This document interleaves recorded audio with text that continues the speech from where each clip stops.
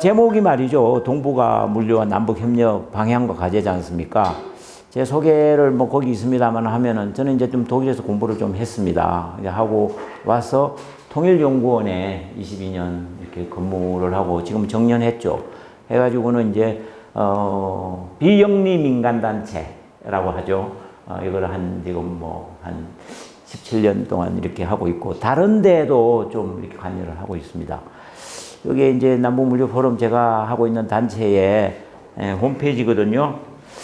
제가 이제 이런 단체를 만들어가 우리 사회를 변화시키고 또 봉사를 해야 되겠다 이런 생각을 해서 통일연구원에 있을 때 이걸 만들었습니다. 그래서 여러분 이렇게 보시면 아시겠습니다만은 매달 한 번씩 이렇게 이제 온라인으로 요즘은 합니다만은 옛날까지 오프라인으로 했습니다. 150 몇 대까지는. 그래서 한 달에 한 번 했는데 지금은 이제 6월 24일에 175회를 할 예정입니다. 그 외에 정책, 교육, 뭐 지원 이런 쪽으로 해서 하고 있습니다만 남북 관계가 여의치 않아서 실력을 발휘를 못하고 있는 그런 셈입니다. 오늘 제가 말씀드릴 부분은 이제 동북아 물류와 남북 협력인데 물류 인프라에 대한 약간의 기본적인 인식 그리고 동북아 물류 인프라 네트워크를 우리가 왜 추구하려고 하느냐 하는 그런 시도 그것이 가진 한계 그 다음에 독일 같은 경우에 동서독이 어떤 이런 교통적인 면에서 접근을 했는가 무엇이 가장 중요했는가 하는 그런 이야기 그 다음에 우리가 어떤 정책적 방향과 과제를 가져야 될 것인가 그렇게 해서 압축적으로 이야기를 해볼게요. 자, 제가 2007년 지금부터 10몇 년 넘었죠. 13년 넘었잖아요. 이 물류 문제와 관련해서 북한을 방문한 적이 있습니다, 여러분. 그때 해운성에서 나온 사람, 높은 사람도 만나고 그랬거든요. 뭐 비행기로 중국을 통해서 들어갔습니다만은 그때 같이 간 사람 중에 한 분이 남상태 대우조선 해양 사장이었어요. 대우조선에 남상태라고 들어보셨습니까? 약간 스캔들도 있고 그렇죠. 그분이 이런 이야기했어요. 그때만 하더라도 선박이 말이죠. 모자라가지고 그냥 지어대면 되는 거예요. 그래서 연태 아시죠? 중국의 연타이. 거기에 엄청난 땅을 빌려가 거기서 배를 지어내고 그랬습니다. 근데 그게 모자라는 거야. 북한 가자. 그래 북한 갔습니다. 가가지고 영남 배수리 공장 거기 남포 가는 길에 바로 앞에 있습니다. 거기 가가지고 이거 다 뜯어내자. 다 뜯어내고 새로 만들자. 요즘은 뭐 벌써 그때만 하더라도 2007년만 해도 기술이 엄청 발달해가지고 선박을 하나 짓는데 6토막을 쳐요. 그래가지고 갖다 붙이는 거예요. 만들어가 갖다 붙이는 거예요. 그러니까 북한에서 그중 6개 하나를 만들어서 가져온다 이거죠. 내가 하고 싶다. 북한에 대놓고 하자. 그러면서 2가지 조건이 있다고 그랬어요. 하나는 24시간 인원과 물자가 올라갈 수 있도록 해달라. 우리 쪽 허락 받는 거는 그거는 내가 알아서 한다. 우리가 알아서 한다. 너희들은 우리만 올라갈 수만 있도록 해달라. 그래서 24시간 인원과 물자. 2번째, 선주가 이게 다 해외로 수출하지 않습니까? 선주가 언제든지 비행기 타고 남포 조선소에 올 수 있도록 평양 순환에서 내리면은 바로 올 수 있도록 걔네들은 많이 머물러야 30분. 그러다 보고 후다닥 가는 거예요. 그거 해줄 수 있느냐? 그때 해운성에 나온 사람이 제법 높은 사람인데 눈이 팍 돌아가더라니까요. 그러면서 내가 딱 봤습니다. 하고 싶다. 근데 그렇게 하고 난 다음에 어떻게 됐습니까? 바로 금강산 문 닫고 이명박 정부 그냥 끝나버려요. 너무나 안타깝죠. 그렇게 됐으면은 글쎄요. 그때나 지금이나 뭐 비슷합니다. 자, 여러분 여기 맛있는 다리가 하나 있죠. 제가 독일에 와서 찍은 사진인데 이 다리의 의미가 이 다리 어쩐 줄 아십니까? 보스니아 헤르츠고비나 들어가 보셨습니까? 모스타르라는 동네요. 네흐트라바 강이에요, 강. 여기가 오스만 때 지은 다리예요. 이게. 그런데 내전이 일어나가지고 이 다리가 폭파됐죠. 지금 새로 만들어낸 다리입니다. 제가 왜 다리를 였냐? 다리는 연결이다, 연결. 연결이 변화를 가져옵니다. 이게 없으면은요, 연결이 안 되면 모르게 살아요, 모르고. 남북 마찬가지죠. 연결해야 변화가 오고, 변화가 와야 발전이 온단 말이야, 발전이. 아시겠습니까? 여러분, 연결의 힘. 연결을 하시죠. 물류, 연결이거든요. 자, 그래서 경제는 교환을 바탕으로 하지 않습니까? 교환이 많을수록 돈을 많이 벌죠. 소득이 증가하죠. 많이 교환할수록. 그렇죠? 그러면 그 교환을 누가 이어주느냐? 물류가 매개 역할을 하는 것이죠. 인프라는 물류의 바탕이 되는 거고, 도로, 철도, 이런 항공, 그죠? 국제 경쟁 시대의 물류 인프라가 왜 중요하느냐? 여기서 경쟁력이 옵니다. 왜? 돈을 엄청 줄일 수가 있습니다. 국제 경쟁이 가격 경쟁력이 좌우하지 않습니까? 그렇죠?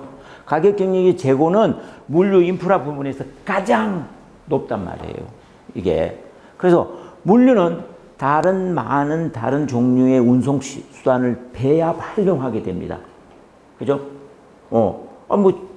여기 공장에서 만들면 일단 바깥으로 나가려면 자동차 싣고 배에 싣고 가야 되지 않습니까? 그럼 연결. 그게 연결해. 물류 수단이 연결이 되잖아요. 거기에 돈을 세이브할 수 있는 게 많단 말이에요.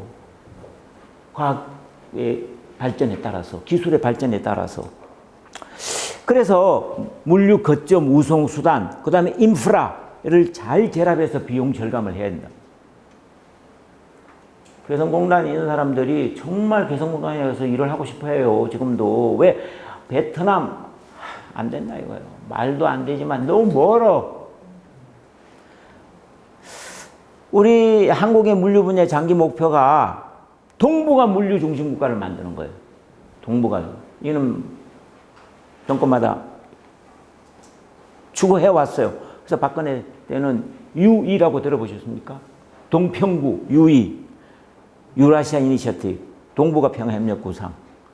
그 다음에 이쪽에 들어와가지고 문재인 정부 동북아 플러스 공동체, 책임 공동체, 한반도 신경제 구상에다가 국방경제 이런 거 막 이야기. 근데 왜 연속성이 없는 건지 모르겠어요. 박근혜 정부 때 보세요. 유라시아 이니셔티브. 지도를 한번 보세요. 이거 동북아 물류를 연결해가지고 유럽까지 가는 거잖아요. 바로. 이런 구상을 했단 말이에요. 이게 유라시아 이니셔티브란 말이에요. 이게. 부산에서 출발해가지고 북한을 거쳐서 브라디보스토크 쭉 지나서 대륙으로. 그다음에 북극 항로 개척하고. 이렇게. 와, 구상 엄청났죠.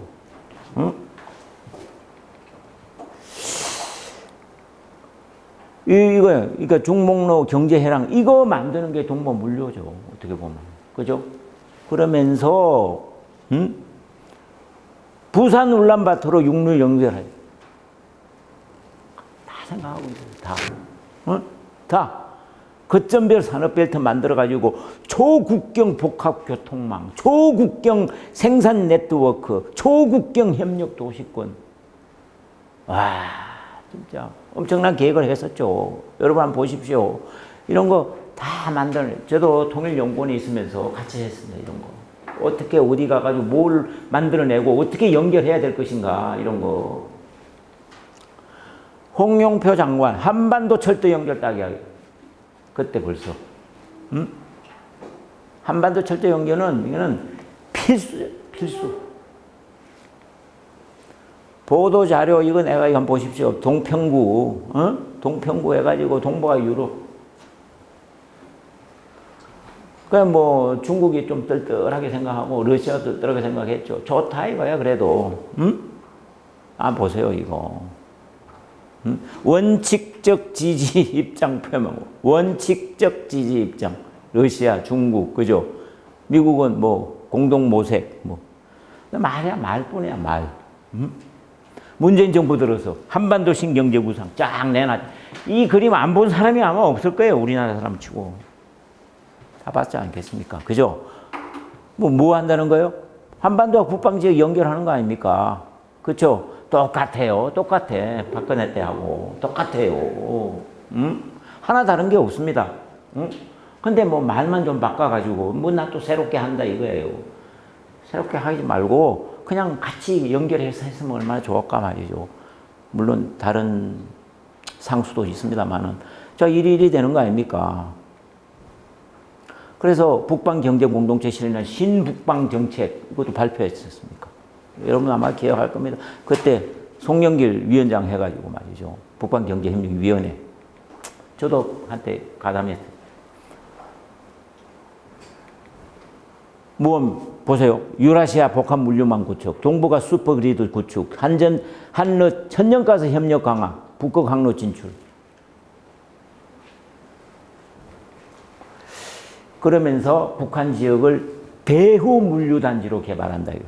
배후 물류단지로. 그럴 수밖에 없는 거죠. 그렇죠? 이 개발 안 하면 안 되는 거죠. 그래서 동북아 물류 비즈니스 첨단 산업의 중심이 한반도가 되자 이런 거창한 계획들을 가지고 있었습니다. 다시 말씀드리면 물류 인프라 구축의 가장 기본적인 바탕은 한반도 신경제 구상이다. 이렇게 볼 수가 있는 거죠. 그러니까 통일 이전에 남북한이 먼저 경제 공동체를 건설하고 생산 및 물류를 통한 경제 이익을 공유하자. 이게 한반도 신경제 구상의 목표란 말이에요. 그죠? 그래서 점점 넓혀가잖아요. 간도, 연해주, 동중국, 해, 연안지역, 거대 물류 경제권을 형성하는 걸로. 이렇게 만들어놨죠. 그리고 한반도 내에는 3대 경제 평화 벨트를 구축하는 거죠. 아까 보셨잖아요. 한동해는 에너지 자원 벨트로서 이렇게 만들어 가고, 그죠? 에너지 자원, 저 단천하고도 연결하죠. 원산, 청진, 무산. 제 사무실에 있는 분이 무산에서 오셨어요. 금강산 관광, 설악산 원산, 예. 한항에 뭐 서해권 남 산업 물류 들어가자면 교통벨트, 그죠? 경의선 개보수, 서울 베이징 고속도로 교통망, 예? 개성공단 가동.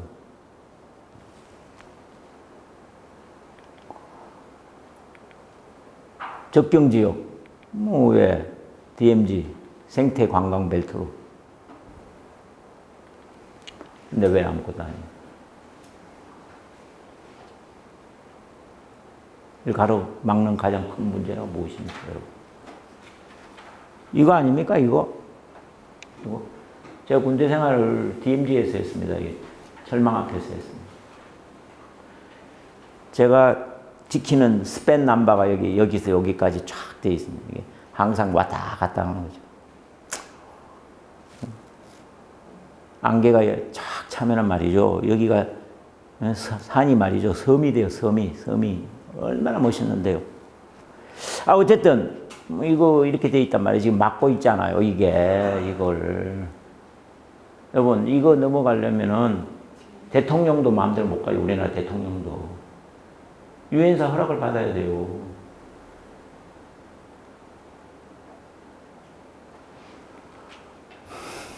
나중에 독일에 대해서 이야기를 하겠습니다만은. 예, 옛날에 내 생각이 나네요. 예. 동북아 질서 속에 한국이 당면한 상황이 지금 이렇지 않습니까? 중국과 미국이 패권 전쟁을 하고 있는 이 사이에 세력 전이가 있으려고 그러고 말이죠. 두키디데스 함정이라는 거 들어보셨어요? 새로 신흥국이 일어나면 한 번은 싸운다는 거죠. 그동안 역사를 가지고 쭉 조사해보니 16개 중에 11개가 맞더라 뭐 이런 이야기도 연구 보고서에 의하면은 그 지금 뭐 야단 났지 않습니까? 미국하고 중국하고. 그렇죠? 거의 뭐 갖다 붙을 정도로 뭐 뭔가 한번 일어날 것 같은 그런. 그 다음에 일본의 우경화, 신민족주의 영토 분쟁 가시화 뭐 이렇게 돼 있고 독도 문제 가지고 지금 그렇게 그러고 있죠 말이죠. 그리고 남북 간에는 제재, 갈등, 북미 적대 관계 이게 있어 우리가 있는 거죠. 이게요. 어떻게 했으면 좋을까요? 좀 더 설명을 하면은 우리가 브레젠스키가 정말 한국을 보면은 한반도 우리 남한 보면 특히 또 한반도 전체가 너무 지정학적으로 취약하다, 취약. 그죠? 대륙 세력하고 해양 세력이 충돌하고 말이죠. 이렇게 교두보 역할을 하고, 그 어떤 완충지로서. 그죠? 그래서 그 역사를 들여다보면 노냥 이 문제 때문에 갈등을 겪고 서로 싸우고, 분할 지배하고 말이죠. 그래서 제가 여기서 말하고 싶은 게 이런 거예요. 현재 분단 체제를 안정적으로 관리하는 데 실패하면 안 된다. 정말 안정적으로 관리를 해야 된다. 물류 문제가 뭐 다른 문제가 아니라 물류 문제를 위해서라도 한반도의 안정적 관리가 필요하다는 거예요. 오늘 아마 그 내용의 이야기를 제 나름대로 한번 만들어 봤습니다. 자, 지금 잠깐 동서독의 문제를 한번 이야기해 보겠습니다. 동서독 이렇게 나눠졌잖아요. 통일 전에, 그쵸? 서독이 뭐 훨씬 크긴 컸습니다. 그죠? 근데 이 베를린이라는 도시 여기가 있죠. 베를린. 그죠? 여기 200만 이상 서독 주민이 살고 있었죠. 근데 이 사람들이 똑같은 권리와 의무를 향유해야 되잖아요. 그죠? 성부는 거기 사는 주민을 위해서 할 수 있는 최선을 다해야 되죠. 가장 중요한 게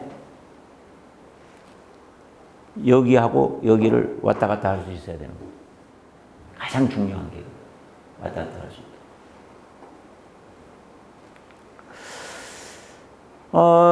아까 그 사진을 보시면은, 여기 이렇게 나눠져 있었습니다. 똑같이, 우리와 같이 이렇게 나눠져 있었단 말이에요. 이렇게 되어 있죠. 이렇게.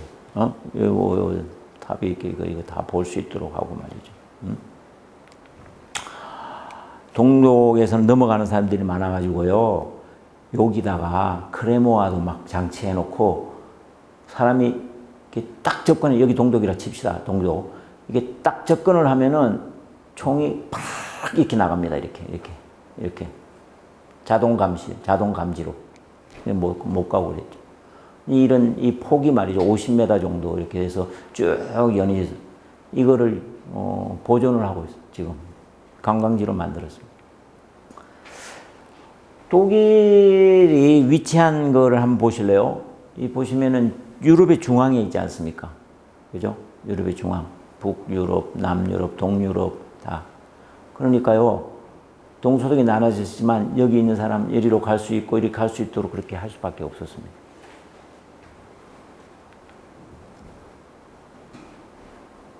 얼마나 이게 철도하고 도로거든요. 특히 도로 엄청나게 많이. 제가 독일에 1980년 3월에 갔었는데 깜짝 놀랐습니다. 야, 정말 이렇게 고속도로가 많은가? 아주 그냥 시내 도시 안에 철도고요. 이게 전체를 이렇게 이어주고 있습니다.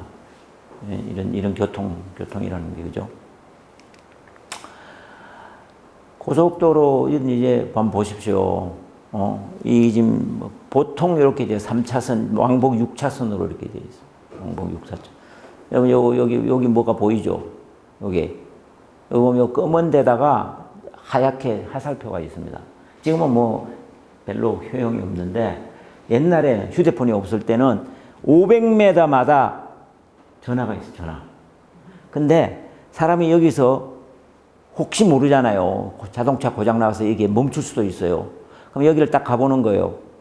그러면은 전화가 어디로 가는 게 빠른지 화살표가 있습니다.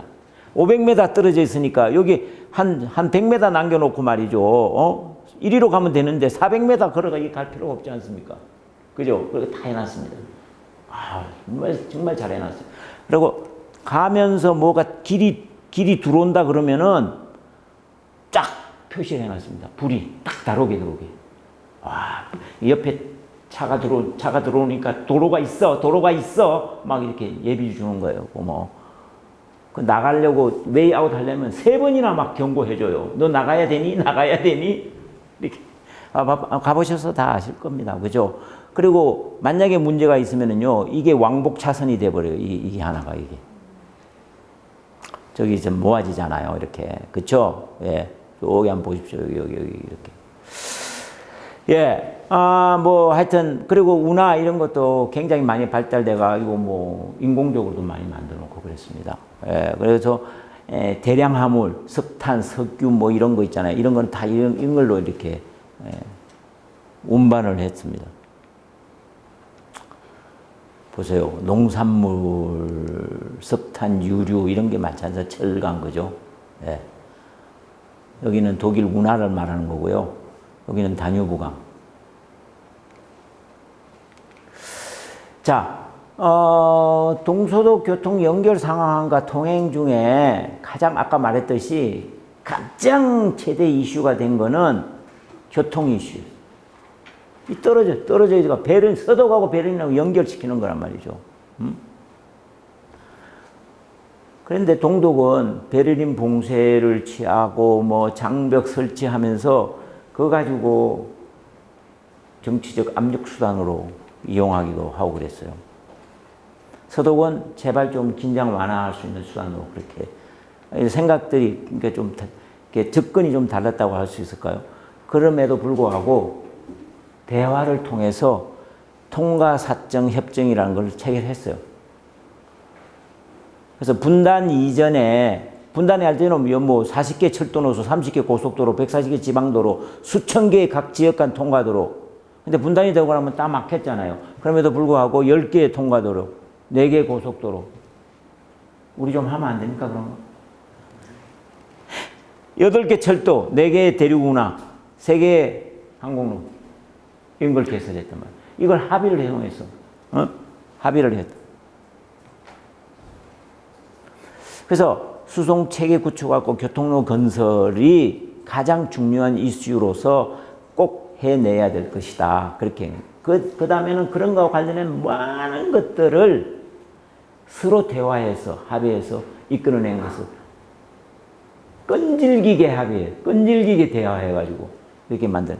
이게 가장 중요했습니다. 왜? 베를린에 독일 서독 주민이 살고 있기 때문에 직접적인 연관이 그 사람도 똑같은 독일 국민. 그래서 이제 통과협정이 목표가 최대한 간소하게, 편리하게, 신속하게 이거예요. 통과할 수 있도록. 잡아놓고 30분 뭐 다 뒤지고 뭐 이거 없도록. 저도 자동차 타기도 하고 기차 타기도 하고 베를린, 동베를린으로 가고 그랬습니다. 포츠담도 가서 구경하고요. 가서 맛있는 거 사 먹고, 맛있는 게 모르겠는데 뭐 사 먹고, 식당에도 가고 서점에도 가서 막스의 자본론 이런 것도 사고. 그래서 이런 거 이제 다 이제 협상을 통해서 만들어내 왔죠. 뭐 뒤지고 뭐 하고 한 게 아니라 그냥 일단 나가자 말이죠. 그래서 하여튼 최대한 빨리 할 수 있도록 그렇게 했어요. 1972년에 70여 회의 접촉 결과 교통조약이라는 걸 만들어요. 조약, 여러분. 협정이 아니라 조약. 국가와 국가 간에 반드시 지켜야 될 것. 조약이라는 거. 그렇죠? 그런 인식을 가지고 있는 거예요. 조약. 합의서가 아니고 합의가 아니란 말이에요. 조약이란 말이에요. 조약. 서독이 동독 국가로 생각하지 않았습니다. 정식으로. 그렇죠? 특수관계. 통일을 지향하는 특수관계. 우리하고 똑같이. 그렇게. 아마 우리가 독일 거 보면서 그렇게 했는지 좀 모르죠. 그럼에도 불구하고 합의는 조약으로. 페아트락. 조약으로. 상호주의와 무차별 원칙. 여러 가지 막 있습니다만은, 상세한 거는 제가 넘어가겠습니다.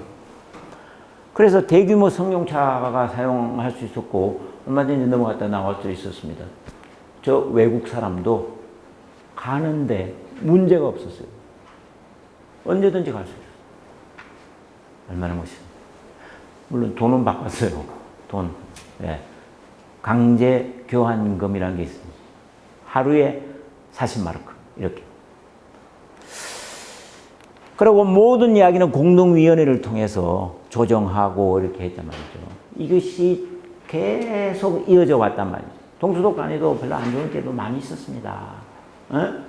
브란트의 수상청에 간첩이, 기용이란 간첩이 있었습니다. 그럼에도 불구하고 계속해서 이런 것들이 내려왔죠. 그리고 거기를 가면은 차량세 면제, 도로 사용료, 뭐 이런 것, 처리, 교통사고 처리 어떻게 하느냐 말이죠. 최소 의무 한전제 조입하고 막 이런 거 이제 전부 다 공동위원회에서. 그래서 교통 분야에서 서독이 동독에 지원을 많이 했습니다. 왜? 사용하잖아요, 도로 사용하고 가야, 동독에 도로를 사용해서 가잖아요. 그렇죠? 그 사용료를 낼 수밖에 없었죠. 여객 통각 일괄금, 승용차 도로 사용료 일괄금, 이거를 동독의 계좌로 따박따박 넣어줬습니다. 현금으로. 자, 통과 도로 건설 보수 비용, 철도 교통 여행 개선 비용, 통과 수로 개선 비용, 서베를린 서민 비자 비용, 이런 것들이. 문제는 말이죠. 이렇게 연결해 놓으니까 동독 사람들이 그 교통로를 타고 탈출하는 사람. 그거 지금도 가면은 옛날에 있었던 교통 넘어오는 곳이 있잖아요. 거기 가면은 다 전시해 놨습니다. 어떻게 제가 한번 보니까요. 본네트 밑에 딱 숨어가지고 자동차 본네트 밑에 캐파 있잖아요. 이렇게 돼 있잖아요. 그 안에 딱 들어가가지고 숨어오는 사람도 있었습니다. 네. 그래서 그걸 탈출로 이용. 우리 이거 한다. 우리도 만약 하면은 어떻게 할까? 도로를 전부 다 철망으로 다 양쪽 좌우로 쳐? 그런 생각도 하고 그랬어요. 왜? 북한 사람들이 넘어오면 어떡할까? 그렇게까지 해야 되겠습니까? 모르겠습니다. 뭐, 북한이 그렇게 하려고 하는지는 모르겠습니다만은. 자, 그래서 이런 탈주를 서독 사람이 상업적으로 이용하는 그런 또 사례가 더 있었습니다. 예. 서독 정부는 그런 거를 인도적인 차원에서 인정했어요. 그러나 못하게 하고 말이지 막 노골적으로 압박하고 그러지는 않았죠. 인도주의적이다 이렇게 그거 하나 가지고. 그러니까 그럴 때마다 누군가 탈출하면은 동도 사람은 화가 나잖아요. 그냥 막 막고 말이지. 막 검사도 지연시키고 말이죠. 막 못 들어오게 하고 말이죠. 이런 경우가 있긴 있었습니다. 그러나 결국은 슬기롭게 잘 넘겼다는 거. 자, 이거는 이제 시사점으로 제가 한번 정리를 해보면 베를린을 통행한 것이 독일 통일에 기여했다. 이 말씀은 무슨 말이냐면은 그 사람들의 안전하게 왔다 갔다 할 수 있도록 대화할 수밖에 없었다는 거죠. 대화. 끝까지 대화할 수밖에 없잖아요. 베를린이라는 것 때문에 그 대화가 엄청난 많은 분야의 협정, 조약 이런 걸 체결하게끔 만들었죠. 이 연결이 동독 사람, 저도 갈 수 있었으니까요. 동독 사람들이 서독에 대해서 알게 되는 거죠. 들어서 알고, 물어서 알고, 그죠? 저녁에 텔레비 보고, 독일 텔레비. 이런 연결이 동독을 변화시키고, 결국은 서독 체제로의 통일을 다 수용했던 것이죠. 작년에 제가 이야기했지 않습니까? 교통료 운영을 정부 정책의 최우선순위.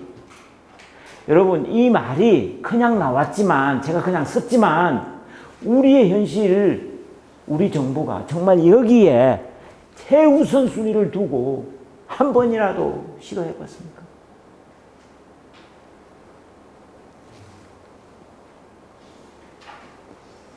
연결해야 된다는 거예요. 연결. 자, 통행조약, 교통조약 체결의 효과가 연결, 개혁, 개방, 발전, 통일로 수렴이 됐다. 이 한마디로 제가 이야기를 할 수가 있죠, 목사님. 자, 정책 방향과 과제에 대해서 이야기를 하도록 하겠습니다. 자, 한반도 물류 인프라 구조가 동북아 물류 네트워크 형성의 관건은 무엇인가? 뭐가 이걸 하기 위해서 가장 중요한 핵심 키워드가 뭐죠? 뭐가 관건입니까? 이거 하는데 오늘 마지막에는 그러니까 제가 좀 건드려 보겠습니다. 한반도 물류 인프라 구조가 동북아 물류 네트워크 형성을 위해 지금 당장 무엇부터 해야 됩니까? 뭐 청사진만 그리고 유라시아 이니셔티브 동북아 평화협력 구상 뭐 이거만 계속 쫓아다 이야기해야 될 겁니까? 응? 전쟁부터 종료, 그렇죠. 종전선언부터 해야죠. 종전선언 지지한다며요, 요즘. 그럼 종전선언을 누가 해줘야 되잖아요, 선언을. 누가 해야지? 종전선언을? 그렇죠. 미국이 해야 되잖아요, 미국이. 안 그렇습니까? 우리는 종전협정, 거기 정전협정에 들어가지도 못했어요. 일부러 안 들어갔잖아요. 그 3개월 내에 평화협정으로 갈 수 있는 거를 거기다 명시해놨어요. 근데 왜 지금까지 안 해놔? 종전선언 지지한다고 그러면 누가 해줘야지 정전을, 선언을. 제발 좀 해줘야 되는데 왜 안 해줘? 그 사람들. 이해가 안 돼요. 근데 뭐 자꾸 종전선언 지지한다고 그래. 자, 왜 안 넘어가, 이거? 응?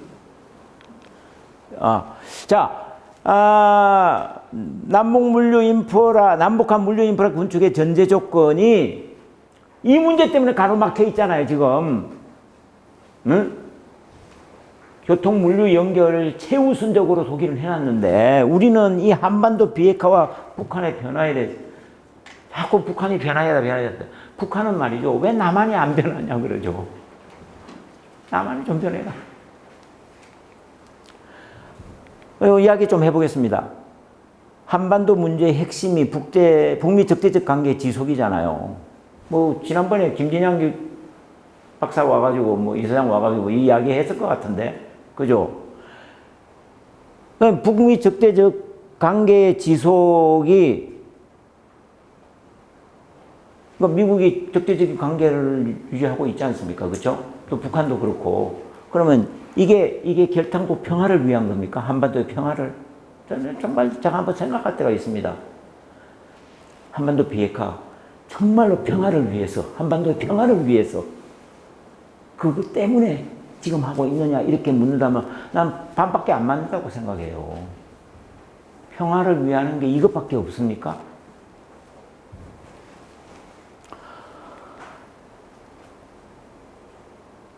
예, 뭐 위협하고 그렇게 하고 있죠. 어쨌든 그죠. 뭐 그렇게 이야기를 하고 있단 말이에요. 근데 저는 그렇게 생각합니다.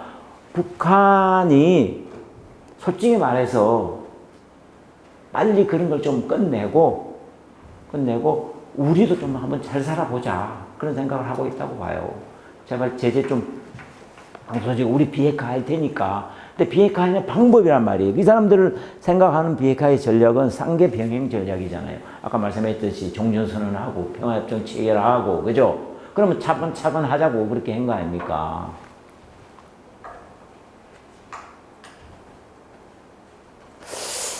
그러니까 북한이 이야기하는 상계 병행 전략이 미국이 수용하는 문제. 지금 안 하고 있는데 그럼 한국의 역할은? 결국은 우리의 문제로 돌아오는 거 아닙니까?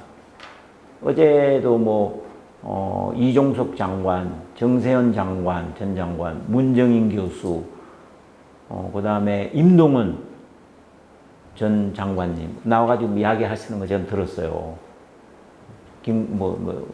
어딘가 효창동에서 하는 거. 우리의 문제라고 이야기한 분도 계시더라고요.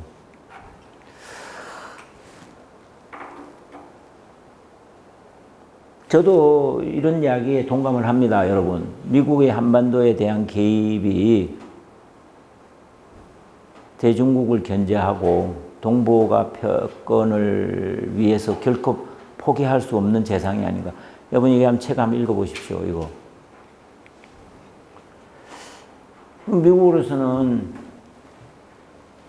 여기에 계속 존재감을 드러내야 되지 않습니까? 다 아시겠습니다만은. 그러면서 자기네들이 이익을 추구하겠죠. 미국대로의 이익을. 한번 보십시오. 미국 국가별 무기 수출에 2006년에서 15년까지 한국이 1위에요. 미국의 무기를 가져온 거. 한국이 수입한 주요 미국산 무기, 여러분 글로벌 호크라는 거 아십니까? 지금 4대 이게 거의 2천억 달러, 2천억 원이겠죠. 이게 다 내다보는 거예요, 이거. 미국, 북한 전역을. 거의 첩보 위성 수준이에요. 움직이는 첩보 위성. 그러니까, 보세요. 뭐, 제가 물류 얘기하다가 어차피 이거 이야기 안 하면 안 되지 않습니까? 국방비가 뭐 그냥 팍 올라가지 않습니까? 지금 보면. 그죠? 예. 우리나라 국방비가. 문재인 정부 들어서서 앞으로도 이렇게 발전될 거라고 벌써 예시를 해놓고 있습니다. 계속 올라가는.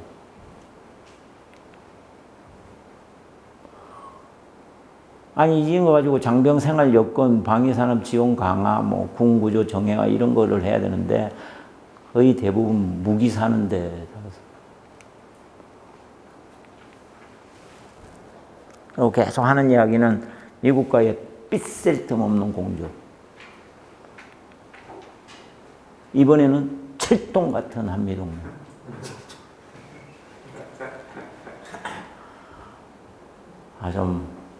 뭐 내가 동맹하지 말자는 이야기는 아닌데요. 우리 거 좀 보면서 해야 되는데 너무 무조건적으로 동맹해가지고. 그래서 제가 생각에는 한미동맹에서 좀 남북관계 뗐으면 좋겠어요. 그거를 우리가 해야겠죠. 우리가 어떻게든지 간에. 그죠? 만들어내야 돼. 그래야지 뭔가, 한미동맹이라고 하면 군사동맹을 말하는 거. 그거 오케이. 우리 한미상호봉의조약 이런 게 있지 않습니까? 그죠? 우리가 힘들 때 미국 와서 도와주고, 미국이 힘들 때 우리가 도와주는 거죠. 그쵸? 좋아요. 그럼 군사동맹, 군사. 그럼 군사란 말이에요. 그죠? 나머지는 좀 한미동맹과는 별개로 추진할 수 있는 의지와 결단, 용기 이런 게 필요하다고 봅니다. 우리 스스로 족쇄를 쳐놓는 그런 형국이 되어 있으니까.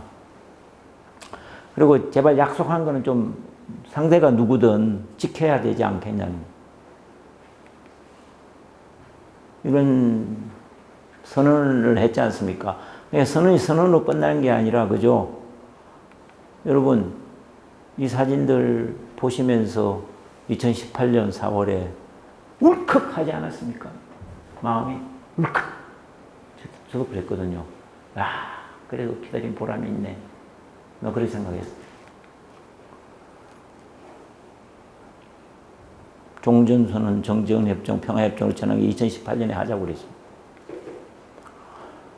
저는 대통령이 한 이야기 중에서 이 이야기가 가장 내 마음에 남아요.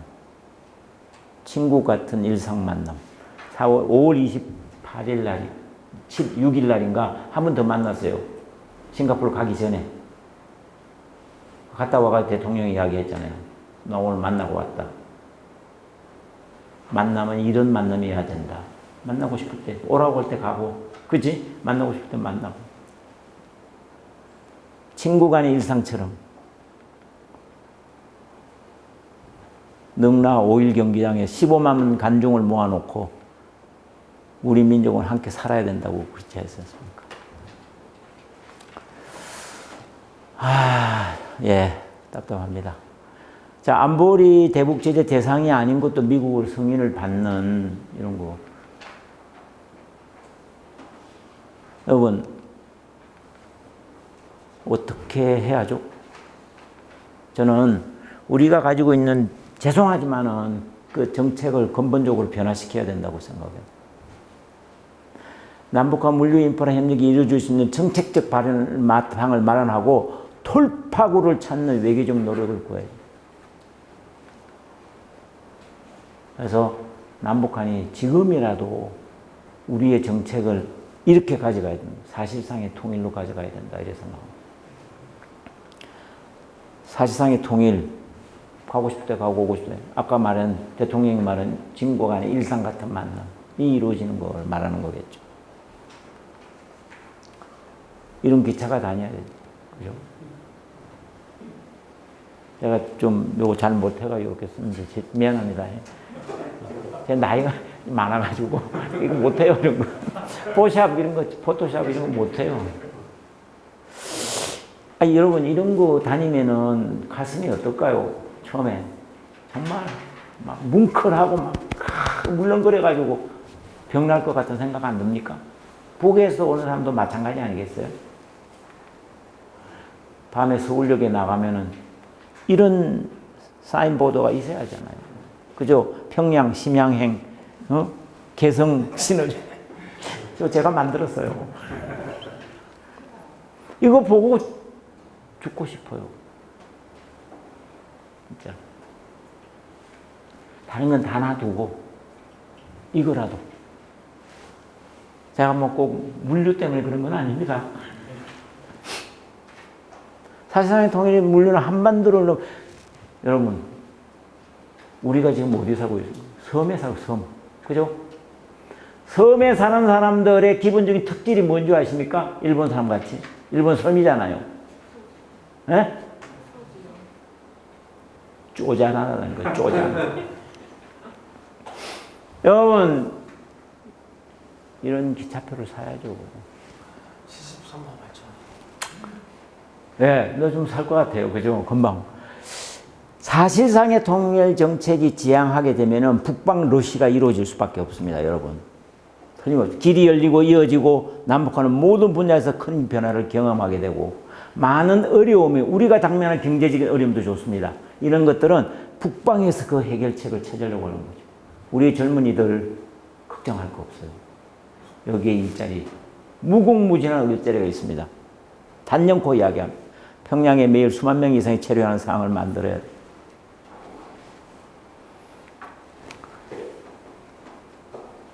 그렇게 되면은 북방 물류 수요가 폭적으로 증가하게 됩니다.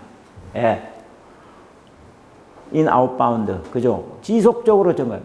북한, 러시아, 중국, 동북아 물류 시장이 급증장하게 되는 것이죠. 북한이 글로벌 공급 사슬에 부각되고 말이죠. 많은 글로벌 기업들이 북한으로 가는 것이죠. 여러분, 중국하고 베트남을 한번 보십시오. 1978년하고 2005년에 각각 미국하고 수교를 했어요. 수교하고 난 다음에 어떤 현상이 난 줄 아십니까? 해외 직접 투자가 대거 들어갔습니다. 대거. 그래서 중국하고 베트남이 완벽하게 딴 길을 가게 되었단 말이에요. 지금 2018년에 2019년인가요? 중국 간 사람보다 베트남 간 사람이 더 많아요. 한국 사람이 관광객이. 아십니까? 삼성전자 베트남의 GDP의 20% 차지하고 한 기업이. 그럼 북한하고 그렇게 하면 안 됩니까?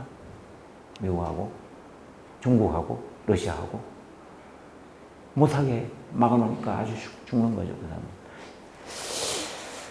네, 전자상거래 북한 지역 확산하게 되고요. 남북과 통합 물류 프로세스가 창출될 거라고 생각합니다.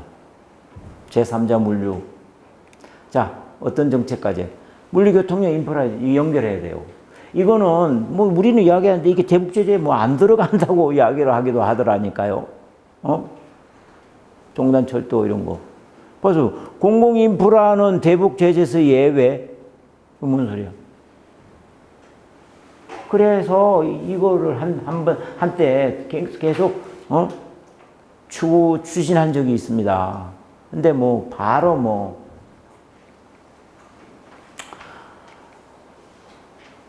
여기 북한도 어떻게 좀 해보려고 이렇게 바다 쪽으로 이렇게 접경 지역 쪽으로 많이 해.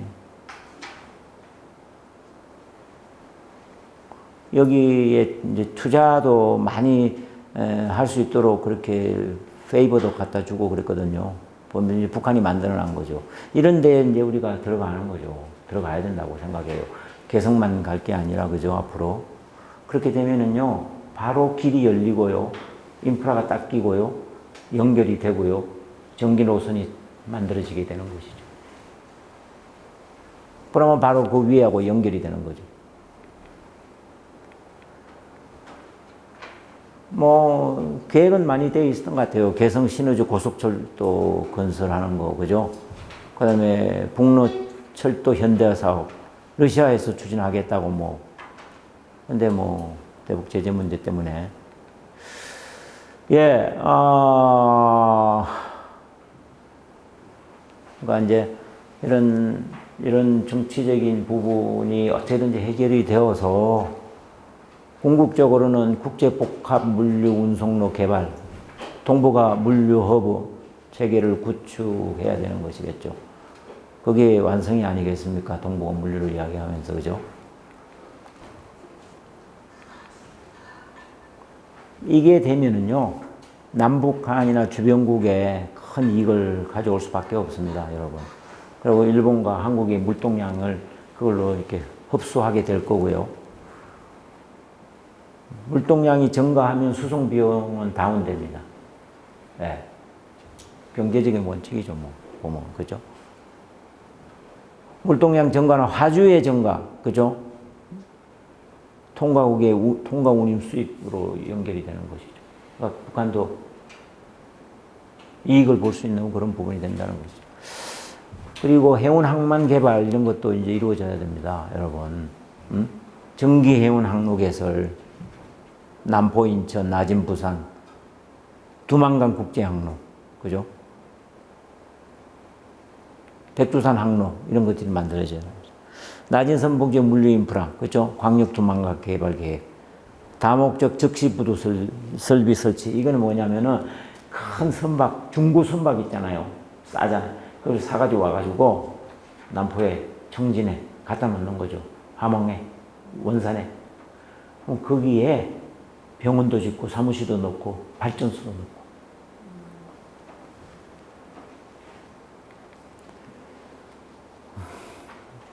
그러고 이제 차츰차츰 항만시설 현대화하고요.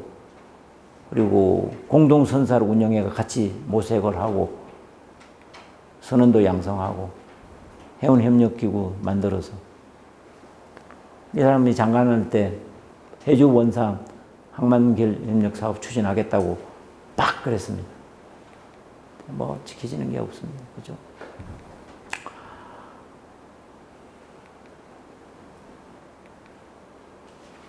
네, 뭐 아까 전에 했던 이야기 그렇게 다 비슷한 것들이 여기 지금 가져가고 있습니다. 예. 할 일은 많죠. 그렇죠? 뭐 북한 연결 크루즈 관광 사업 정말 가보고 싶지 않습니까? 여러분 칠보산, 나진, 백두산, 칠보산 가보셨어요? 칠보산 안 가보셨죠? 칠보산 안 가보신 분은 터키에 가면은 그 뭐죠? 깜빡 잊어먹었네. 터키에 가면 그 뭐 애들 벌룬 띄우고 막 하는 데가 카파도키아. 가보셨습니까? 카파도키아? 거기보다 더 낫다잖아요. 칠보산. 해칠보, 외칠보, 내칠보. 죽기 전에 한번 같이 가셔야죠. 예, 뭐, 나머지는 여러분들이 이렇게 이제 보시고, 국제기구하고도 이제 할 일이 많습니다. 이거 하려면은 좀, 동북아 물류 부분을 하려면은, 펀드도 조성하고, 센터기금도 받고 말이죠. 양어선 자금 지원도 받고, 이렇게 할 이야기 많죠. 자, 제주도 과제 한두 가지 보고 마치도록 하겠습니다. 물류 인프라 개발 거버넌스 체제를 구축하고, 각 부서들이 모여가지고, 하나의 전체적인 이런 체제를 만들어야 되지 않겠냐 이런 생각이 들고요. 이걸 하려면은 남북물류 출입관리단 통합 구성 기획단을 발족시켜야 되는 것이죠. 준비해야죠. 지금부터. 그죠? 예. 그리고 남북물류 인프라 개발 공사를 설립해서 제가 좀 젊으면 이거 한번 한다 그러면 탐내 보겠습니다만. 자, 여러분, 우리가 지금 해야 될 일은 강력한 대미 외교를 통해서 남북 간의 협력이 가능할 수 있도록 해야 돼요. 우리가 자꾸 하겠다고 이야기를 하고, 이거는 너네들이 수용을 해야 되지 않겠냐. 그죠? 뭐, 워킹 그룹에서 자꾸 이야기를 한다든가, 이렇게 해서 어쨌든지 간에, 들이밀어야죠. 그러면 안 되겠습니까? 정말, 내가 그냥 죽으라고 한번 해보면은, 자꾸 이야기하면 안 될까요? 예. 그래서 미국에 대해서 대북 제재 해제하고 비핵화가 동시에 이루어질 수 있도록 조치를 취해달라 이거예요. 응? 그거 요구해야죠. 북한에 대해서는 우리를 좀 믿고, 건들리지 말고 신속하고 강한 비핵화 과정에 이행을 해달라고 요구하고 말이죠. 그래서 한반도 평화경제협력구도를 실행해야 되지 않겠습니까? 그리고 당장이라도 대북 제재 대상이 되지 않는 인적 교류, 이거를 좀. 여러분, 아니, 통신이 이렇게 발달되는데, 통신이 안 돼, 통신이. 뭐 어떻게 해볼 수가 없어요. 그죠? 북쪽이 우리 안 받아들이는 거는 괜찮아요. 그렇다 칩시다. 근데 우리도 막고 있단 말이에요. 못 들어가게 하고, 이러잖아요. 근데 이게 그렇게 힘든 문제고, 어려운 문제고, 위험한 건지, 저는 정말 이해가 안 돼요. 여기 계시는 여러분들이 함께 그 뜻을 모아서 남북을 잇는 일부터 좀 해주세요. 다음에는 여기서 강의 안 하겠습니다. 대동강가에 가서 합시다. 네? 맥주 한잔 하면서. 제가 쏘겠습니다. 감사합니다. 이것으로 마치겠습니다. 네.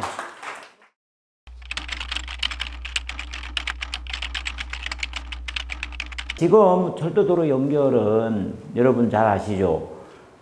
개성공단을 위해서, 개성에서 물건을 실어 내리기 위해서 개성에서 남쪽으로 연결되어 있습니다. 근데 말이죠. 철도로 하는 게 아무 소용이 없어요. 왜? 철도의 길이가 너무 짧아. 그게. 자, 철도에 실으려면은 어떡합니까? 자동차로 가가지고 거기까지 가야 되잖아요. 그래도 찝어가지고 넣어야 되잖아요. 이게 다 돈이란 말이에요, 돈. 얼마 안 가는데, 몇십 킬로 안 가는데 또 덜어내야 돼. 그러니까 아무런 이익이 없어요, 그게. 철도는 일단은 한 400km 이상 가야 돼. 400km 정도 가야 되는 말이에요, 이렇게. 그래야지 돈이 빠질랑 말랑 한단 말이에요. 근데 연결만 해놨지 수용할 수 없는 것은 바로 그이기 때문에. 그리고 동쪽에도 있어요. 저 제진이라고 거진 들어보셨습니까? 그 위에. 그쵸? 거기도 해놨습니다. 거기도 지금, 물류기지도 다 만들어 놓고, 그걸 늘리려고 지금 하고 있거든요. 앞으로 남북한이 관계가 활성화되면은. 근데 철도계가 다르다고 그러는데 그렇지 않습니다. 똑같아요. 남북한이. 표준계로. 다만, 다른 거는 저 위에, 러시아 쪽 하고는 달라요. 그렇죠? 거기서 차변을 한다든지 뭐 대차를 한다든지 이렇게 해서 가야 되는 그런 부분이 있기는 있는데, 그러면 이제 일단은 끝까지 가는 거는 문제 없잖아요.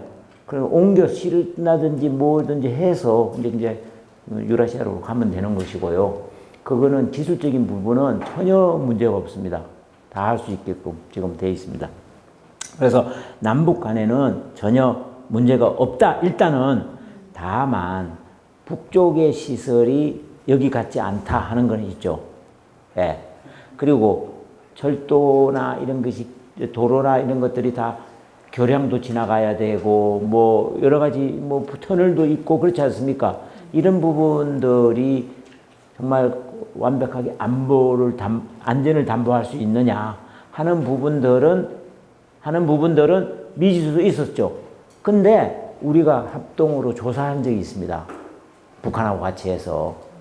그래서 그때 나희성 원장이라고 아시나요? 철도기술연구원의 원장을 하셨던 분인데 저랑 이제 많이 친하긴 친해요. 이제 그 사람이 와가지고 하는 이야기가 지금 당장이라도 연결할 수 있다 그랬어요. 도로, 철도 지반이 너무 좋다. 연결은 할 수는 있다. 네, 그만큼 이제 유지가 되고 또 이렇게 하려면은 돈이 좀 이제 들어야 되는 그런 부분이죠.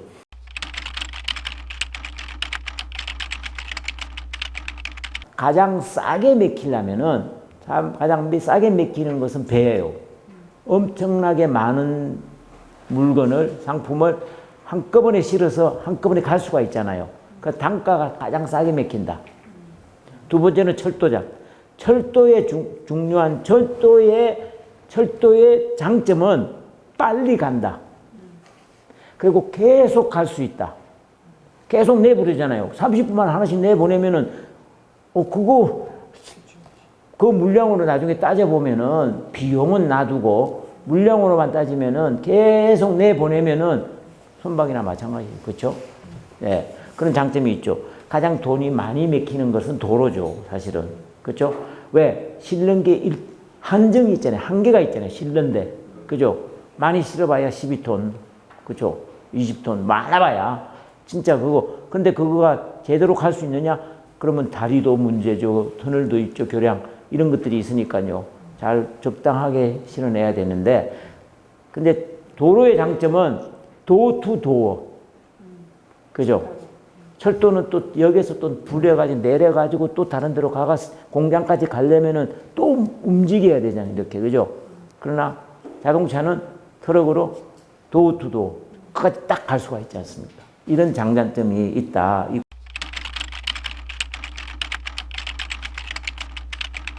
거기는 이렇게 이제 마음대로 다니고 할 수 있는 부분이 아닌 것으로 알고 있죠.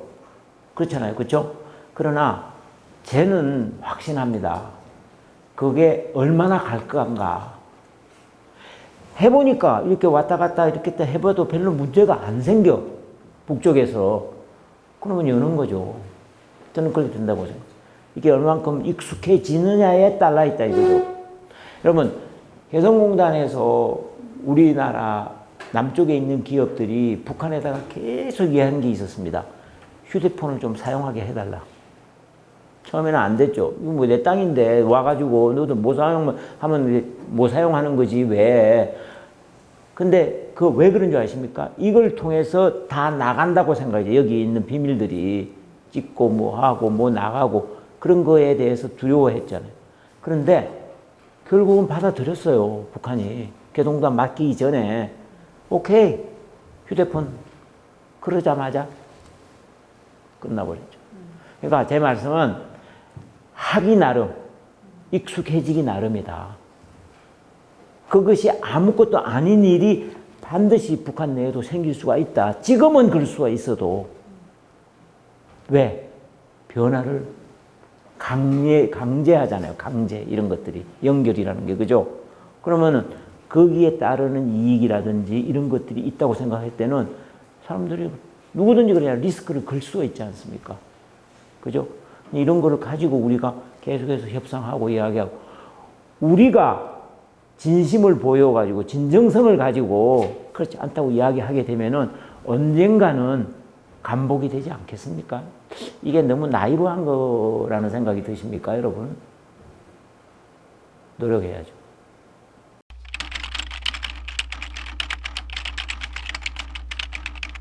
여러분, 카길사라고 아세요? 카길사.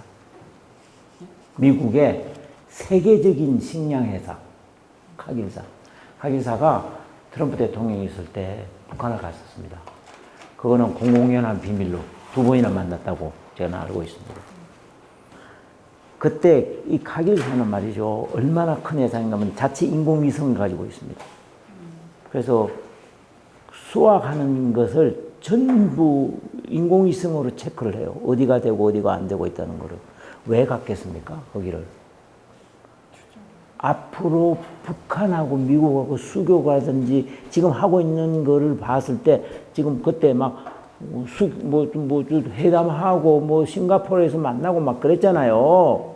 그때 이게 된다면 우리가 할 수 있는 일은 이거다 해석하게 됩니다.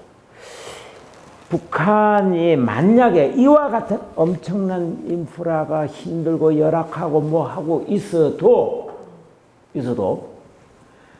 그와 같은 모티브가 만들어지면은 위에서 정치적으로 아까 제가 이야기했죠. 국제 차원에서 Foreign Direct Investment, FDI라고 그러죠. 해외 직접 투자가 이것이 쏟아 들어갑니다. 그 사람들은 다 이익을 어디서 창출하고 어디에 얼만큼 투자를 해서 어떻게 무엇을 가지고 나올 수 있을 것인가 라는 것들이 다 섭렵이 되는 거죠. 그래서 제가 남북무역 포럼에 앞으로 하는 일에 북한 비즈니스라는 게 있지 않습니까? 그렇죠? 제가 팀을 꾸려놨습니다. 법적인 게 가장 중요하잖아요. 북한의 법을 알아야 되잖아요. 그죠? 또 국제법도 알아야 되고, 그죠? 그럼 그것을 요구하는 사람도 있을 거 아닙니까? 우리는 전달해 주면 돼요. 시장조사 이런 거거단 말이에요. 그래서 지금 인프라가 안 되는지 뭐 되고, 그 다음에 뭐 비용적으로 이게 뭐 되겠느냐, 북한은 그만큼 될 수 있겠느냐, 없겠느냐?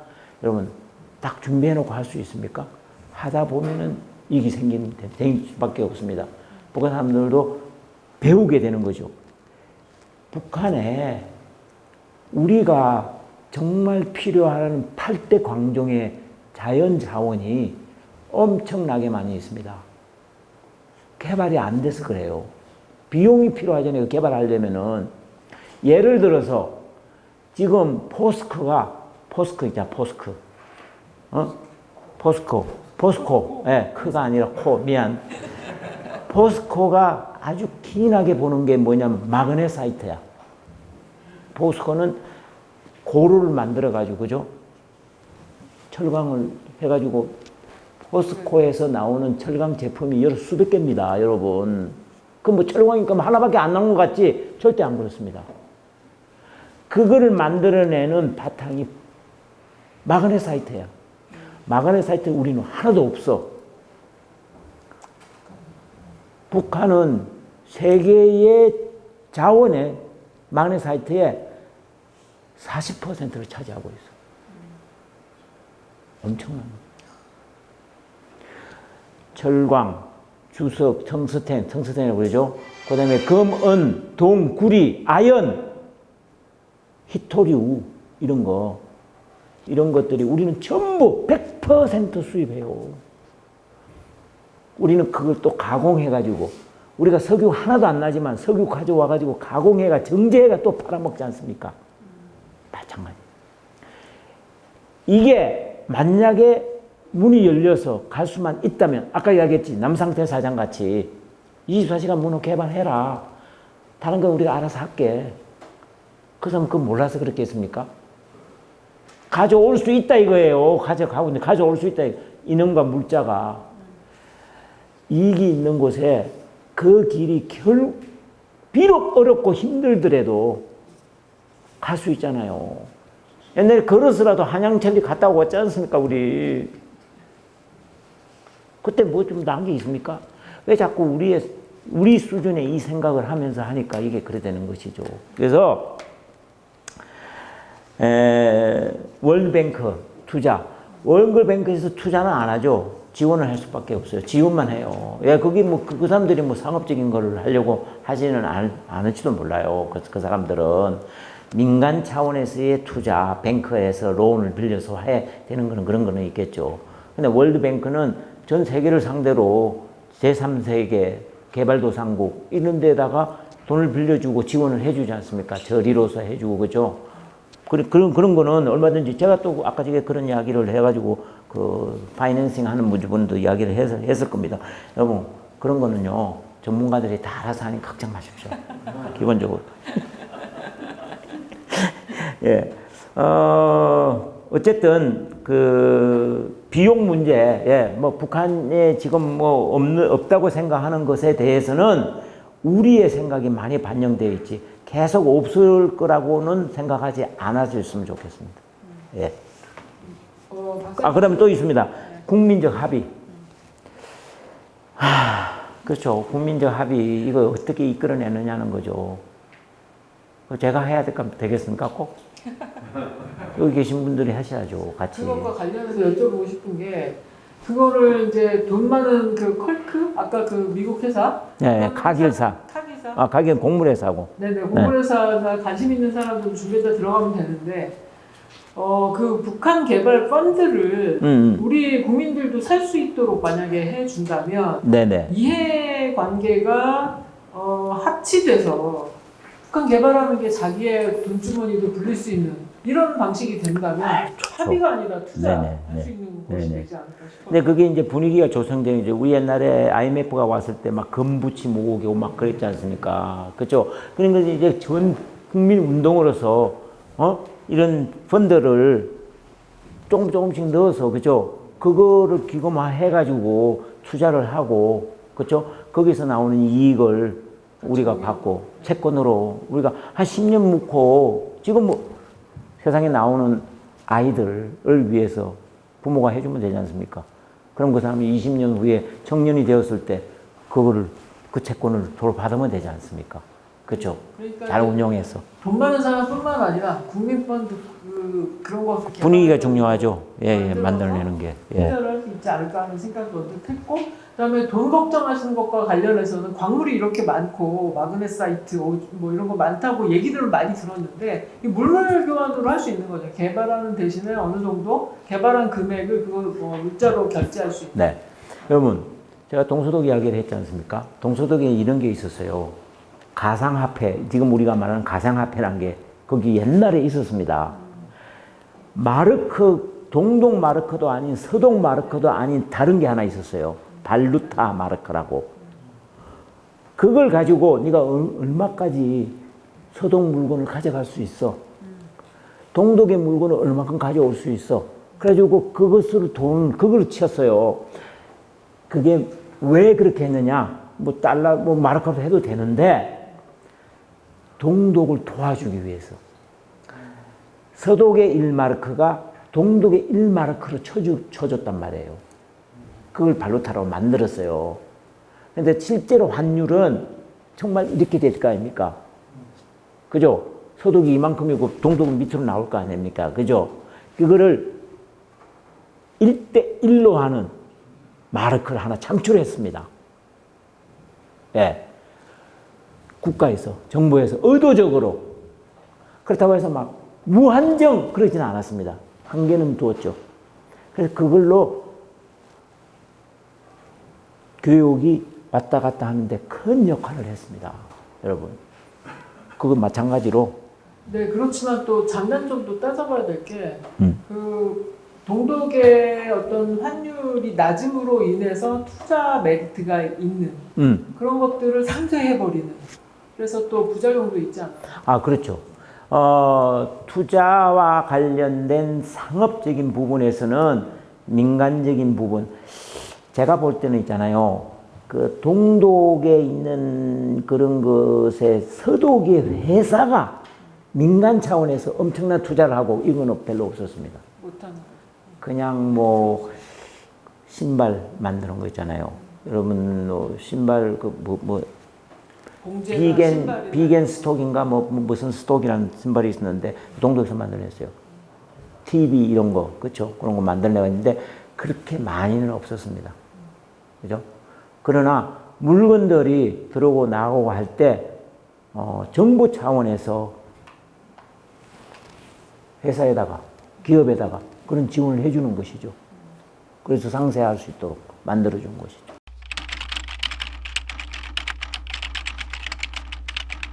저기 요 앞에 있다고 해서 다 잘 아는 거 아닙니다. 전지정론하고 그러지는 않거든요. 그건 좀 감안을 하시고 들어주시면 고맙겠습니다. 4차 산업하고에 대한 부분은 여기까지는 저는 많이 들었어요. 우리는 뭘 하나 하려면은 뭐 허가도 받고 뭐도 받고 뭐 이렇게 해야 되는데 기본적으로 사회가 발전하는 거 보니까 1차 산업, 2차 산업, 3차 산업 가가지고 4차 산업으로 가지 않느냐. 차라리 그걸 이제 단번도약에 띄어서 그렇게 하는 것이 오히려 더 낫다 하는 차원에서 그러면 그와 같은 거를 만드는 바탕이 그렇게 많이 필요하지 않다 하는 이야기를 들었단 말이에요. 그렇죠? 그렇다면은 뭐 이 4차 산업이라는 것이 물류 쪽에서 물류가 아까 이야기했듯이 도로, 철도, 항공, 해운 이런 거잖아요. 그렇죠? 그거하고 관련해서 그런 4차 산업에 발달된 부분들이 들어갈 수 있지 않겠습니까? 그렇죠? 그것이 뭐 하나의 연결이고 또 만드는 그러니까 예를 들어 물류 기지를 만든다. 제가 작년에 거진내 대진 거진 거기 의 물류 기지를 확장을 어떤 식으로 해야 될 것인가 할 때 유라시아 철도하고 연결시켜서 물동량이 넘어올 것이다. 그런 걸 그때 얼마나 캐패시티를 늘려야 될 것인가 하는 그런 이야기가 왔었습니다. 그때 이야기한 사람이 그거를 만들 때 지금의 방식이 아닌 4차 산업을 깔고 만들어야 된다. 자, 물건이 오면 어떻게 됩니까? 통관을 해야 되냐, 통관에 붙는 여러 가지들이 일이 있지 않겠습니까? 그거를 지금의 형태가 아닌 보다 어드밴스된 기술로서 만들어내는 그런 것들이 이야기가 됐었습니다. 일단 남쪽에 먼저 적용을 해보고 남북 간에 연결할 수 있도록 하면 되지 않을까. 근데 흔히 뭐 우리가 기술이 더 발전했다고 하는데 단번도형 말씀도 하셨지만 김정일 위원장 때부터 과학기술자들 우대하면서 굉장히 앞선 지원을 했었다는 예. 그 성과가 지금 나타나고 있지 않나요, 북한에? 그렇죠.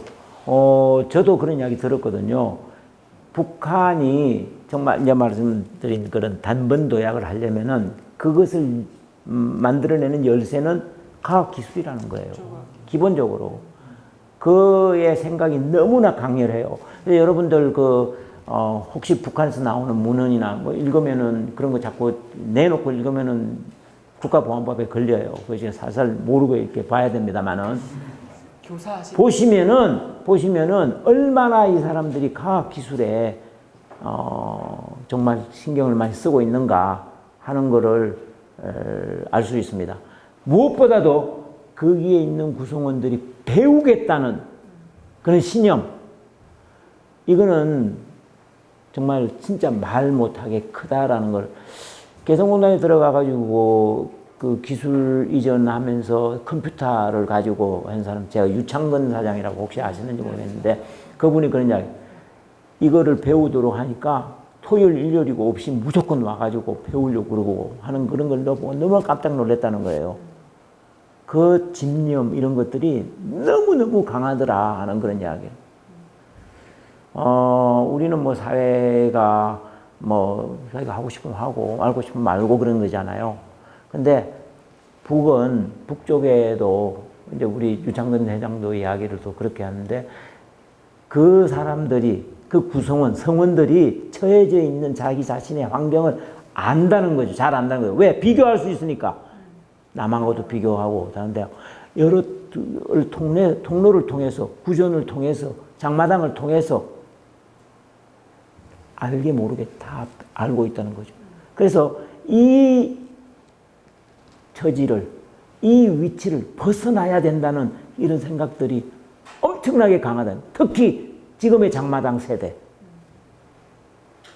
그래서 무슨 무조건 말을 들어가지고 위에서 말 들어가지고 하는 게 아니라 생각할 줄 아는, 이제는 그런 방향으로 가고 있다는 것이죠. 그거는 여러분 잘 모르시잖아요. 이게 막아놨으니까 모르잖아요. 그냥 막 여러 살펴가지고 이제 아는 것밖에 없는데 그거를 참 안타까워요. 그렇죠? 이걸 우리가 알아야만이 뭐를 나중에 사업을 하고 또 협력을 하라도 할 수 있지 않습니까? 꽝 막아놓고 어떻게 알 수 있겠습니까? 그러니까 조금 아는 내가 이렇게 그냥 잘 나가면 잘 팔린단 말이에요. 옛날에. 지금 안 그렇습니다만.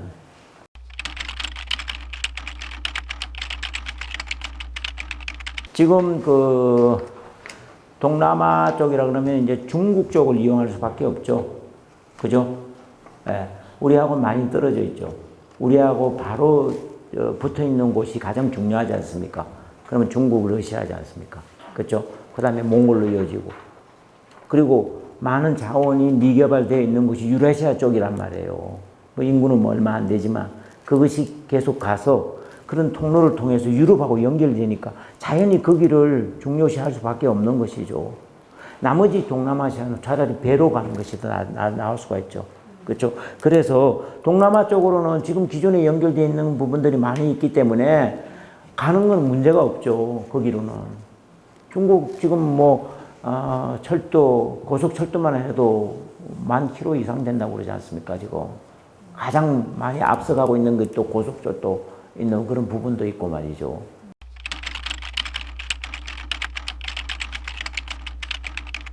미사일 기술 개발, 이런 거가, 여러분, 미사일 기술 개발한 것이 우리한테는 위협적인 부분이 되지만 그 미사일 개발이 가져오는 그 다른 범위의 과학 기술을 발전시키는 부분도 굉장히 많습니다.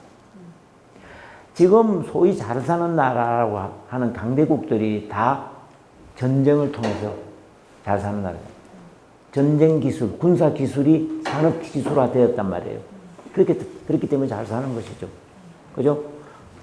북한도 ICBM 이렇게 대기권을 나갔다가 다시 들어온다는 게 그게 굉장히 어렵다는 거 아닙니까? 그죠? 엄청난 기술이 개발은, 왜냐면 들어오면서 타버리고 이렇게 되니까 그거를 견딜 수 있어야 되고 정확하게 각도를 맞춰야 되고 하는 그거를 북한에 다 제재를 하는데 누가 가르쳐 주겠습니까? 스스로 개발해내는 거잖아요. 그렇죠? 그만큼 그 기술이 진보되어 있고, 옛날에는 김일성 생일 때 축포를 터뜨린다고 그래가지고 미사일, 그것 때문에 미국하고 한번 틀어져가지고 2구 합의인가 그게 깨떨어졌어요. 그때 우주를 개발하기 위해 우리가 쏘겠다. 왜? 김일성 탄신 100주년 이거 기념하기 위해서 우리 좀 해달라. 그거 해야 된다 말이죠. 막 그런 적이 있었습니다. 보면은 그때 어떻게 했습니까? 쏘긴 쏘았어요. 근데 실패했어요. 바로 인정했어요. 우리 실패했다고. 그러면서도 그 사람들은 성공했는 게 뭡니까? 그런 거, 미사일 기술이나 우주를 개발하는 그런 그 기술, 위성 개발, 그게 다 똑같은 데서 나오는 거지 않습니까? 기본적으로는. 그죠? 근데 그거 하면서 우리가 드럼통 깨가지고, 두드려가지고, 그렇게 해가지고 만들어가지고 쏴올렸다는 거 아닙니까? 드럼통이지만, 그래도, 너네들은 드럼통 가지고 해봤니? 이런 거 아닙니까? 그만큼 기술에 대해서 그런 거죠. 그러니까 제가 이야기하고 싶은 거는 그런 기술 개발, 그게 한 것이 다른 부분에도 충분하게 다 연결이 될 수 있다. 그러니까 북한의 과학 기술은 사실 참 잠재 능력이 있다. 이렇게 이야기를 할 수 있을 것 같아요. 네, 예.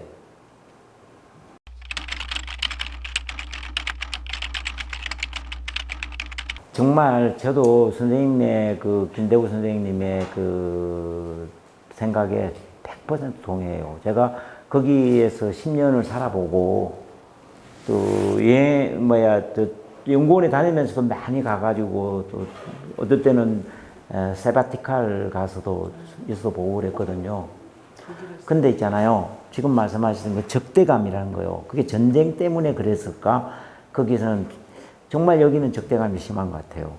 그리고 그렇게 만들어 온 사회에 우리가 살고 있잖아요. 제가 아까 군대 철책선에서 근무했다고 하면서 3년을 내가 있었는데 3년을 구호가 때려잡자 김일성이었어요. 무조건 때려잡자. 나는 순진해가지고 때려잡아야 되는 줄 알았어요. 정말로. 그렇게 만들어져 왔잖아요. 우리가 길들여져 왔잖아요. 적대감을 가지게끔 만들잖아요. 그죠? 예를 들어서 아까 제가 퍼준다는 이야기를 했는데, 퍼주는 게 누굽니까? 퍼줬다가 다치다 그러면 퍼주는 거 우리가 퍼주는 거잖아요. 우리한테. 우리가 우리한테 욕하는 거예요. 솔직히 말해서. 우리끼리 욕하는 거죠. 그럼 안 퍼주면 되는 거잖아요. 안 퍼주는 거 같이 하면 되잖아요. 그 호주머니 사정에 맞게 하면 되잖아요. 할 수 있는 거 찾아가지고. 그죠? 꼭 경제사업만 아니고 사회문화사업을 해가지고 조금씩 자매결연, 동서독 같이 자매결연, 왔다리 갔다리 했단 말이에요. 그런 거는 하면 안 되는가요, 그러면? 그래서 적대감에 대해서는 여기가 훨씬 강한 것 같습니다. 제가 거기 살아봐서 알지만 아는데 거기에 동독에서 오신 분들도 많이 있었어요. 제가 사는 브레멘은 그런 사람들이 더 많았습니다. 예, 목사님들도 거기 뭐 전국 각지에서 그리로 오더라니까요. 보니까 그래서 그런 거 이렇게 보면은 글쎄요, 마음이 내가 내 생각이 중요하고 어떤 사회에 살고 있느냐가 중요한 거죠. 지금 전쟁을 겪은 세대가 얼마나 되겠습니까? 솔직히 말해서 그때 6.25 한국전쟁을 겪은 세대가. 근데 그게 몇 명이 이어지고 있지 않습니까? 그렇게 만든 거예요, 우리의 풍토가. 자꾸. 그래서 정말 말씀 잘했듯이 이런 거를 우리가 탈피하고 돌파를 하려면은, 말도 열심히 가감하게 해야 되겠지만, 이거를 타파할 수 있는 교육이 중요하다고 봐요. 저는 그래서 여기 형통연대에서 이런 사업을 하고 하는 것에 대해서 정말 감사하게 생각합니다. 개인적으로. 그렇죠. 유코리아 이런 데서. 이런 거를 해서 비록 다 아는 사람이라도 그렇지 않는 한 사람이라도 와서 듣는다면은 더 좋지 않겠습니까? 여기 있는 사람들 다 저하고 같은 생각하지만 여기보다도 더 많은 사람들이 한꺼번에 여기 오면은 분위기 이상해져요. 그죠? 왜? 그 사람들이 용기를 가지고 대도 않은 소리 씨부리지 마. 이렇게 이야기하죠. 참네 뭐 이러고 말이죠. 저는 그런 거 많이 느꼈어요. 예. 지금같이 통일 문제, 북한 문제 이야기하기가 이렇게 힘들 때가 없습니다. 왜? 통일 문제 이런 것보다는 북한 문제, 북한이란 것 때문에 대상이 이야기하는 게 북한이라 이거예요. 북한. 그것 때문에 힘들어요. 그래서 제가 강의할 때 정말 예방주사를 철저하게 놓습니다. 볼테르 이야기도 하고. 다르다고 생각해라. 다르다고. 틀렸다고 생각하지 말고. 뭐 그런 이야기를 하고 막 그러죠. 예. 그래서 맞습니다. 그 학자들이 가격하게 이야기하면서도 조금씩 편을 만들어야 된다고 봐요. 그냥 대놓고 막 있는 데 가면은 정말 저만 손해고 막 그렇지 않습니까? 옛날에 저도 이명박 박근혜 때는 통일연구원에 다녔는데 자기 검열 많이 했죠. 아니 뭐 나라에서 시키는 거 해야지 네가 모자랐다고. 그래가지고 뭐 만들었는데 뭐 기짝했는데 발표를 안 시켜요. 또 내보내지도 않고 세미나 한번 내보내주지도 않고 말이죠. 왜? 나는 잘하자고 그러는 거 아닙니까? 같이. 여러분 우리가 남북 간에 협력을 하려고 그러는데 북한하고 적대적 관계에서 해야 할 수 있습니까? 아니 협력을 하려고 하는데 친하지 않고 됩니까? 친하려면 어떻게 해야 됩니까? 그 상대가 있다는 걸 인정해 줘야 되잖아요. 잘못하고 하는 거 다 알아요. 그렇죠? 그거는 그쪽 사정이라고 생각을 해 줘야 된다는 말이에요. 그래서 우리가 원하는 북한의 변화를 북한 스스로 할 수 있도록 자꾸 우리 보고 변화하라고 하는데 너네들도 좀 변화해. 그렇게 아까 이야기했지 않습니까? 왜 미국 말만 들이다 듣고 약속한 것도 지키지도 않고 왜 했냐 약속한 거를. 그렇게 하는 거에 대해서 서로 생각해 줘야 되지 않겠냐. 제가 그렇게 해야 저도 옛날에 북한에 대해서 모를 때는 정말 안 좋은 감정도 가지고 쟤는 저거 안 돼. 저래서는 안 돼. 근데 그 생각이 제가 자꾸 바뀌고 있습니다. 연구를 하면 할수록. 왜? 같이 가야 된다고 생각을 하기 때문에. 통일연구원에 있었을 때도. 그렇게 했단 말이에요. 근데 결국은 그런 것들이 나한테 좋지 않게 오를 때도 있었습니다. 그렇지만 제가 그걸 변하지 않았죠. 그 마음을 바꾸고 그러지 않았습니다. 예. 근데 견뎌내기는 힘듭니다.